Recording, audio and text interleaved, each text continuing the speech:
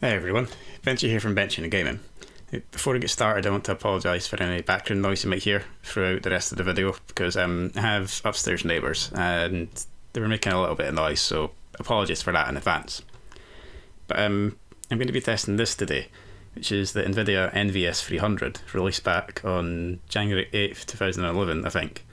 But it was originally intended for professional environments to provide dual monitor setups at relatively low power costs.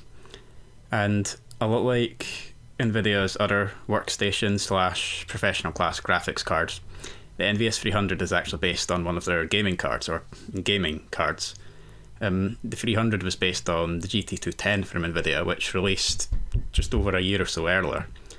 The main differences being that the 300 used much faster RAM, or much faster video RAM, much faster VRAM, and also uses different monitor outputs as well.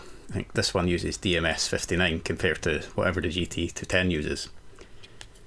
But given that it's basically just a GT210 with different monitor outputs and faster VRAM, it can still be used for gaming. So it'd be quite interesting to find out how it actually performs.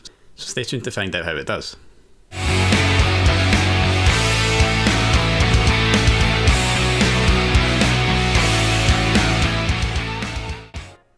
As it is practically the same card as the GT210, I've already gone through the specs in my video on that, which I'll link to in the top right.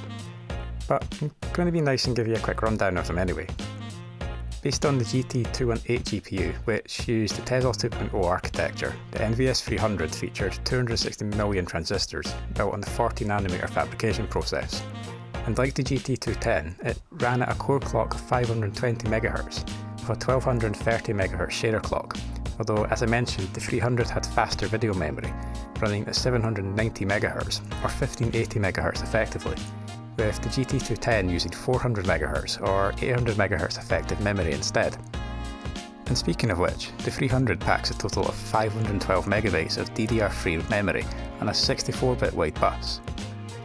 The core itself featured 2 shading multiprocessors, 16 shading units, 8 texture mapping units, 4 raster operations pipelines, and only 32 KB of L2 cache.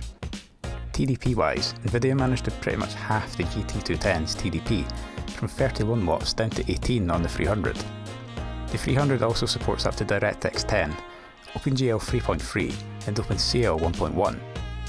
As I also mentioned, you'll need an adapter to use this with your monitors too, as the 300 only has one DMS59 output, which in my case I used with a DMS59 to dual DVI cable. I initially came across the Nvs 300 when I happened to see it while browsing eBay, and managed to buy it for around £2.80, which is almost nothing, especially when comparing it to the cheapest 512MB GT210 I found, which at the time of writing is selling for £11 with postage and packaging, and that comes with a fan cooler, although as you'll see later on, the Nvs never gets hot enough to warrant more cooling anyway. And even that is a far cry from the 300's initial launch price of $109 US, which is $124.32 adjusting for inflation, or around £101 or €114. Even though the 300 was only ever intended to provide dual monitor support in professional environments, we're going to be running some games to see how it can perform in some relatively modern scenarios. But first, the rest of the system I'll be using today features the usual i7 6700K running at 4.7 GHz, a MSI Z270 SLI Plus motherboard with 16GB of Corsair Vengeance DDR4 RAM running at 2800 MHz, and Windows 10 Pro 64-bit, with the games and OS running from a mechanical hard drive. First up, we're going for something older and really easy for today's graphics cards to run, the original version of Skyrim released back in 2011, which I'm running at a resolution of 800x600 with 16x anisotropic filtering, and all other settings either off or as low as they could go.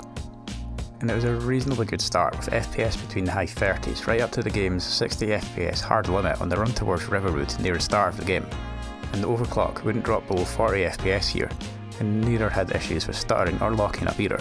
Speaking of the overclock, the 300 managed a max stable core clock of 660 MHz throughout all of the games, 40 MHz off what my GT210 managed, but it did manage higher shader and memory clocks, of 1649 MHz and 955 MHz respectively. The Riverwood Trader though showed that it wasn't all plain sailing for the 300, as even with the overclock, stutter was noticeable in both tests, although with stock clocks it was far more apparent. The run towards Bleak Falls Temple was surprisingly smooth at stock, with no issues here at all, and the overclock maintained a slightly higher FPS here, despite a small stutter. Performance suffered a fair bit once inside the temple itself though, with FPS dropping as low as around 18 FPS, but did actually manage to hit the 60 FPS limit at points though. The overclock I think fared far better, but would still have moments where it could dip to the low 20s, noticeably stuttered at various points. Stock clocks managed 43, 20 and 17 FPS for its average 1% and 0.1% low frame rate respectively, and there were also multiple spikes in frame times at points of the game of up to around 45 milliseconds, and more of around 60 to 80 milliseconds. The overclock managed a decent improvement in average and 1% low frame rates at 50 and 28 FPS respectively, but had a not much better 20 FPS for its 0.1% lows. There were also multiple spikes in its frame times at some points, reaching up to around 50 milliseconds, and more of around 60 to 80 milliseconds. I also want to point out that at times, both tests had an issue in which the game would black screen. I've got no idea what was causing this, as it happened to stock clocks too, and even when just sitting on the desktop at times. Next up, we're onto some Csgo, released back in 2012, but is still updated today, and another easier to run game before we get onto the more graphically intense ones. I'm having to run this at only 640 by 480 with 16x anisotropic filtering and the lowest possible settings. The test is being run in a hard difficulty competitive bot match on the Mirage map. And overall, both tests showed the game to be playable, or at least playable enough. Neither had any issues with the game locking up, but you would notice stuttering at points. More so at stock though. Much like the previous game, there were also issues with black screens, which was true for all of the games benchmarked in the video. Stock clocks managed average, 1% and 0.1% lows of 59, 30 and 26 FPS respectively, and had multiple spikes throughout the test of around 40 to 60 milliseconds. The overclock on the other hand improved things massively, with average 1% and 0.1% low frame rates of 77, 42 and 37 FPS respectively. It still had multiple spikes in its frame times of around 40 to 60 milliseconds, but they were far less frequent than at stock. Warframe is our penultimate game for the test today, and is a game I personally quite enjoy. I'm running this at a custom resolution of 640 by 360 with 16x anisotropic filtering and the lowest possible settings otherwise with DirectX 10 mode in our survival mission on Jupiter. And even at a resolution this low, the 300 still couldn't offer any kind of comfortable or playable performance. Stock clocks had very noticeable input lag throughout the mission. The overclock managed to alleviate a lot of it, but it is still noticeable at points throughout the test. Both tests also had issues with stuttering, more so with stock, and stock clocks also had issues where the fire rate of the weapons had noticeably slowed down compared to what it should be, which the overclock had a slight issue with but wasn't particularly noticeable.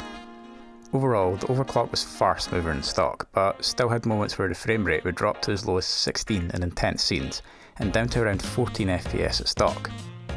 Stock showed average, 1% and 0.1% low frame rates of 23, 14 and 7 FPS respectively, and had multiple frame time spikes throughout the test of up to around 80 milliseconds, and several more hitting up to 240 milliseconds. The overclock couldn't improve performance anywhere near as much as it did with Csgo, with average, 1% and 0.1% low frame rates of 26, 16 and 11 FPS respectively. It also had several spikes in its frame times of around 80 milliseconds, and multiple more of around 100 to 240 milliseconds. And to sign off on the test for today is GTA 5, which performed relatively well considering how underpowered the 300 is compared to much newer cards. Granted, I did have to run the game at a resolution of 400 by 300, which I did by using 800 by 600 with 50% frame scaling. I'm also using 16x anisotropic filtering, and all other settings are either off or at their lowest. And I'm using DirectX 10 mode, as the 300 won't run in DirectX 11 mode. Surprisingly, there were no issues with stuttering or locking up throughout the city in either test, other than one brief moment of stock clocks, which managed FPS around 26 up to the low to mid 30s, and also had some input lag and locking at points here too. The overclock had no issues with this though, and could manage frame rates of 30 up to around 43 FPS. Performance was pretty similar out in the desert area of the map and on the highway heading there as well. The overclock was noticeably smoother than stock clocks, but overall, both tests show the game to perform well enough to be playable, if you can put up with the low resolution. Stock clocks managed 31, 23 and 21 FPS for its average, 1% and 0.1% loads respectively, and had multiple spikes in its frame times of up to around 40 to 60 milliseconds, and 2 of 100 and 120 milliseconds respectively. The overclock managed a reasonable improvement over stock, with 40, 30 and 28 FPS for its average, 1% and 0.1% low frame rates respectively. It had multiple spikes in frame times throughout of up to around 40 milliseconds, and more reaching up to 60 milliseconds. With the tests out of the way, I'm actually quite surprised how well GT5 performed. I think overall the best performing game would have been Csgo. I mean, that's still had a couple stutters, but in terms of like overall smoothness and benchmark figures as well, it was actually definitely by far the best performing game on the test today. But yeah, with GT5, I was pretty surprised how well that performed. It wasn't perfect, and it did drop below 30 FPS at times, but overall it didn't make the game unplayable. But yeah, I'm quite surprised Skyrim didn't perform better, considering that's the oldest game and a really easy game to run today, graphics wise anyway.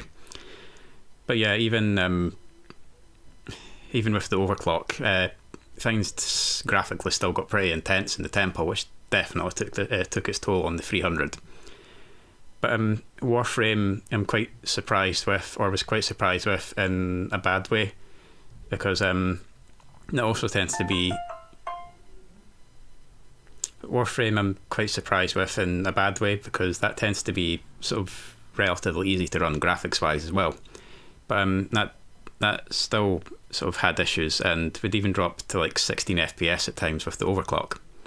One thing I didn't mention in all of the games, I did mention it earlier on though, was that pretty much all of the games had issues where the screen would just go black and it would come back after a few seconds, but it did happen a few times throughout all of the tests, even at stock. So it was definitely nothing to do with the overclock. If you're in the market to buy a GT210 specifically, you'd actually be better off just buying the NVS 300. I mean, it performs far better due to the increased speed on the VRAM, and even with the added on price of the monitor adapter you'll have to buy to convert it from DMS 59 to whatever, it still actually works out cheaper than what you'd pay for the GT210, at least at the time of writing anyway. Before we finish up today, I'd like to have a special shout out to Patreon supporter TazVDodge, or @TazVDodge on Twitter, for making all of this possible. If you enjoyed this video, please consider leaving a comment and a like, and subscribing to my channel if you'd like to see more content like this, maybe even sharing the video with people you think may enjoy it. And although there's no obligation to do so, you can support me in creating these videos from my Patreon at patreon.com/benchygaming, or through Ko-fi at ko-fi.com/benchygaming. And if you do decide to become a patron, you'll also gain early access to all of my videos for as long as you remain a patron. But thank you for watching my videos. It really does mean a lot that you would take the time to watch my content. Hopefully I'll see you in the next one.